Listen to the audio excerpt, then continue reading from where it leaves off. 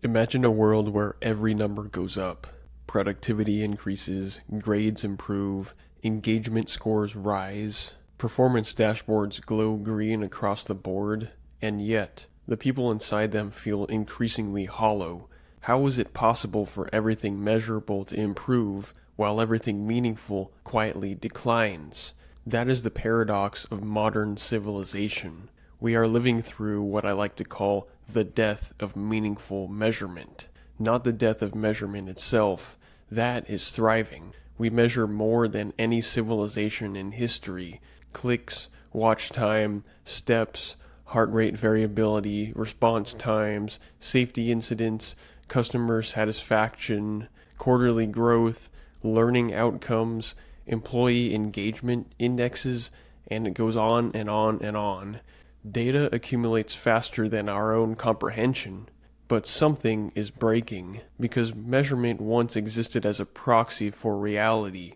It was meant to approximate something deeper: learning, quality, value, competence, trust, contribution, and alignment. Now, on the other hand, in many domains, the proxy has become the substitute. The map has replaced the territory itself. Economist Charles Goodhart summarized the danger decades ago. When a measure becomes a target, it ceases to be a good measure. This insight, now known as Goodhart's law, describes what happens when evaluation systems alter the very behavior they are designed to observe. The moment a metric becomes a target, people reorganize themselves around optimizing the number, not the underlying reality it was meant to represent. Consider something simple like warehouse productivity. Suppose workers are evaluated by units per hour. At first glance, this appears objective, quantifiable, and fair, if you will. But a unit might be a 30-pound box, or a small envelope weighing less than an ounce. Once performance reviews and bonuses hinge on this units per hour metric, behavior shifts predictably. Workers gravitate towards the smallest, easiest items. The dashboard glows green. Meanwhile, the heavier items accumulate. The harder tasks sit untouched. Team cohesion erodes and shared responsibility tends to dissolve. Thus, the metric that was meant to approximate productivity ends up distorting it. Even when administrators attempt refinement, such as categorizing things as small, medium, and large items, the logic simply reasserts itself. Workers continue to select the smallest items within each category. The game becomes more granular, more complex, but the substitution remains and people continue to game the system. Adding metrics increases gaming sophistication, therefore, rather than integrity. This dynamic appears almost everywhere. In education, for example, grades were meant to measure learning. Yet research by Stuart Rodstacher and Christopher Healy documented significant grade inflation in American universities over decades. A growing proportion of students receive A-grade ranges, even as standardized measures of mastery have not risen proportionally. When students benefit from higher grades, institutions benefit from satisfied students, and of course, parents benefit from reassurance. The upward drift therefore becomes systemic, because everyone wants the numbers to improve. So they do. The numbers improve and the signal weakens. The bell curve compresses toward a top-heavy exponential distribution, which becomes less useful, because when everyone appears excellent, excellence loses meaning. Meanwhile, college tuition has risen dramatically faster than inflation over the last half-century, according to U.S. Department of Education data and most people's wallets. Administrative staffing has expanded, amenities have multiplied, rankings and performance indicators have intensified, so the measurable signals of institutional prestige grow more elaborate. Yet mentorship becomes scarcer in crowded lecture halls, intellectual formation becomes harder to quantify, and learning risks becoming secondary to credential acquisition. The measurement expands, whereas the meaning thins out. In corporate environments, productivity metrics dominate because they drive quarterly reports and shareholder expectations. Quality and safety are tracked, but productivity often becomes king. Organizational research repeatedly shows that when short-term financial targets dominate evaluation systems, long-term resilience declines. If speed is rewarded above all else, then craftsmanship inevitably recedes. Yes, products ship faster, but durability will decline as a result. The numbers continue to look strong, however, and the lived experience weakens out. In digital life, engagement metrics stand in for meaning. Platforms optimize for watch time, shares, and clicks because those numbers are measurable. But measurable engagement does not necessarily correlate with well-being or understanding. Research on social media usage consistently finds complex relationships between engagement and mental health.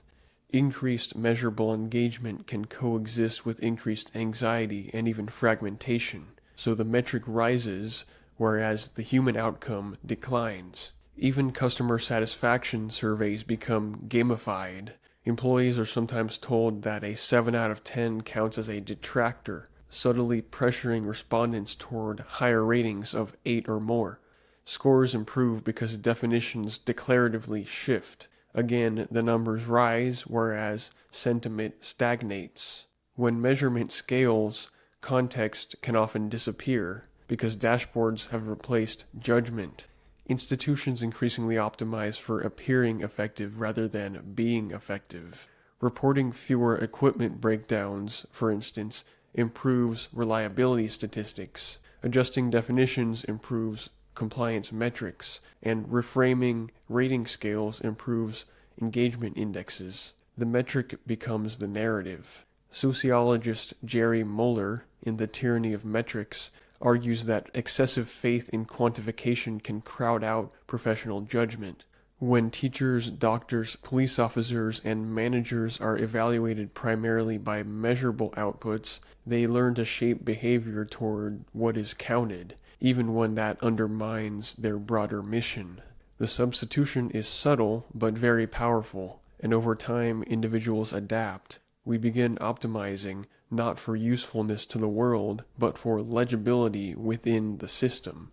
We ask what is counted and what is tracked, what earns us direct credit. Behavior narrows accordingly within this structure. This produces quiet psychological fracture within us. A person can hit every measurable target and still feel aimless. They can perform within defined parameters and sense that something essential is missing, like direction. They are high-performing, but disconnected. The line between motion and progress blurs out, and the line between signal and noise also blurs.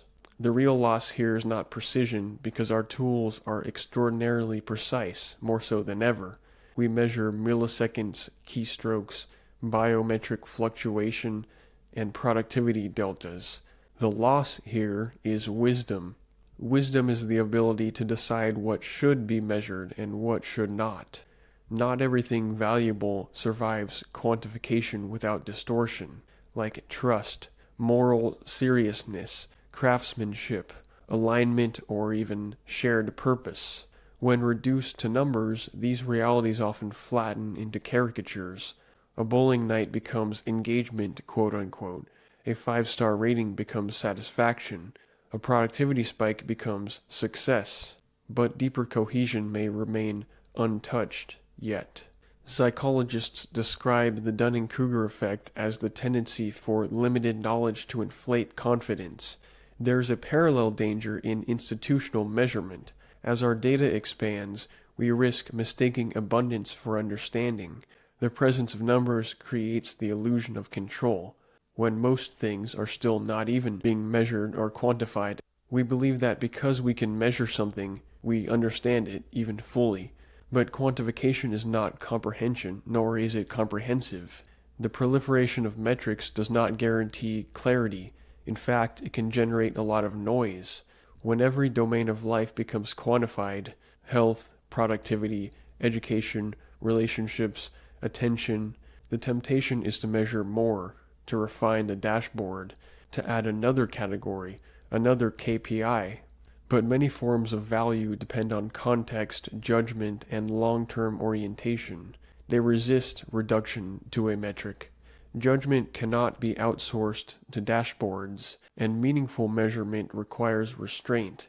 It requires humility, an acknowledgement that some dimensions of human life exceed quantification. It requires remembering that metrics are tools, not our masters. They're proxies, they are not realities. They are guides, but they are not goals, full stop. And so we must continually ask, what underlying reality was this metric meant to serve, and is it still serving it? If not, the numbers may be improving while the system quietly deteriorates. For precision without wisdom is hollow, and data without direction is noise, which we need less of, not more of. And a civilization that mistakes metric for meaning may become extraordinarily efficient at achieving goals it never paused to examine.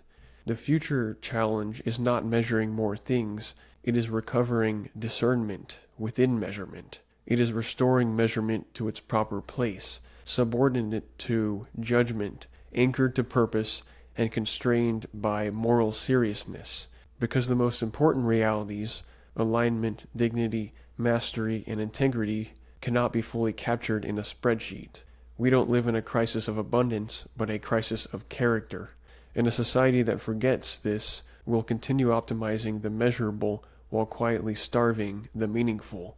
The death of meaningful measurement is not inevitable, but reversing it will require something older than analytics. It will require wisdom. This has been Lumen et Ratio, Light and Reason, for navigating a world of numbers without losing sight of what counts.